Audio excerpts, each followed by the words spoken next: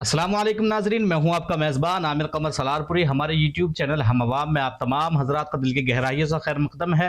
नाजरीन, कुछ अहम खबरों के साथ आपकी खिदमत में एक मरतबा फिर हाजिर हुआ हूं। अखिलेश यादव की बड़ी बेटी मां की हिमायत में आवाम से मिलने मैदान में उतर गई। जहां समाजवादी पार्टी के सदर अखिलेश यादव रियासत में अपनी पार्टी के लिए इंतखाबी मुहिम में मसरूफ है, वहीं मैनपुरी सीट से इंतखाब लड़ रही डिंपल यादव की इंतखाबी मुहिम में उनकी बड़ी बेटी उदिति यादव भी मैदान में उतर गई है।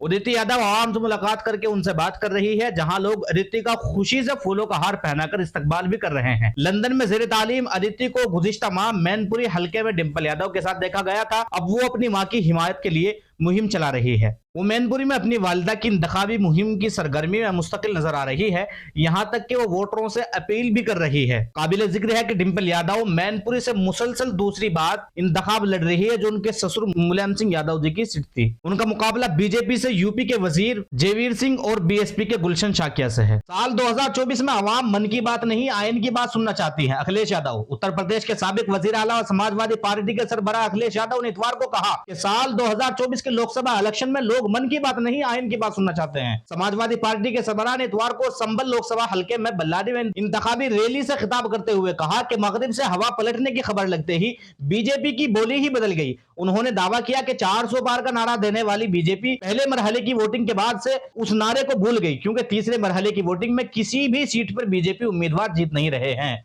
अखिलेश यादव ने कहा कि उत्तर प्रदेश में पेपर लीक हो गए, जिससे 60,000 नौजवानों की उम्मीदों पर पानी फिर गया। अग्निवीर स्कीम से नौजवानों में सरकार से नाराजगी है, उससे सभी सीटों पर बीजेपी 2,25,000। मरकजी हुकूमत की किसान मुखालिफ पॉलिसियों के सिलसिले में सवाल उठाते हुए कहा कि किसानों की आमदनी दुगनी करने की बीजेपी के भरोसे का क्या हुआ। आमदनी दुगनी तो नहीं, फसल की सही कीमत भी नहीं मिली। डीजल, पेट्रोल, खाद, जराइम कश और अद्विया, बिजली महंगी जरूर हो गई। फी बोरी या कम करके किसान सम्मान निधि देना भी समझ से परे है। यादव ने कहा कि बीजेपी हुकूमत सरमायादारों का कर्जा माफ करने में देरी नहीं करती।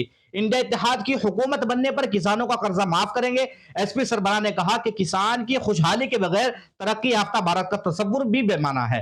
काबिल जिक्र है कि संभल पार्लियामानी सीट से समाजवादी पार्टी से इंडिया इत्तेहाद के उम्मीदवार साबिक एमपी मरहूम शफीकुर रहमान बर्क के पोते वकिंदर की असेंबली सीट से एमएलए जियाउर रहमान बर्क उम्मीदवार है। संभल लोकसभा सीट से समाजवादी पार्टी से एमपी शफीकुर रहमान बर्क 94 को इत्तेहाद का उम्मीदवार बनाया था। अचानक उनके इंतकाल के बाद उनके पोते जियाउर रहमान बर्क को लोकसभा उम्मीदवार बनाया है। यहां 7 मई को तीसरे मरहले के लिए वोटिंग होनी है। मुरादाबाद डिवीजन की संभल लोकसभा सीट से मुरादाबाद असेंबली के 2 सीटें चंद्र की और बल्लारी शामिल है। नाजरीन, आज की वीडियो में सिर्फ इतना ही। मिलते हैं इंशाल्लाह अगली वीडियो में, तब तक के लिए अल्लाह हाफिज। अस्सलाम वालेकुम रहमतुल्लाहि व बरकातुहू।